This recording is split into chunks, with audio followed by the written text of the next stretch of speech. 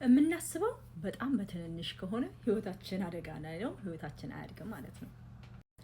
ነገሮችን በትንንሽ የምናስብ ከሆነ ይሄ የመጣው ከምንድን ነው?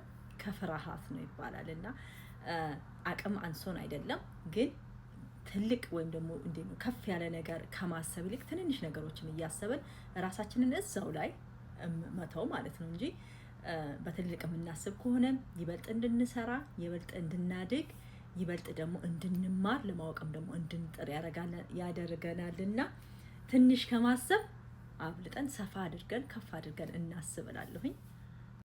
እና ካሁን ወዲያ ያው በትልልቁ ማሰብ እንጀምራለሁኝ።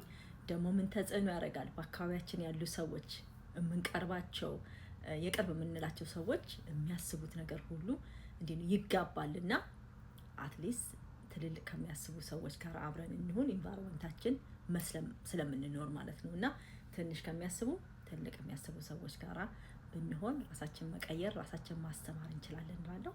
መልካም ቀን።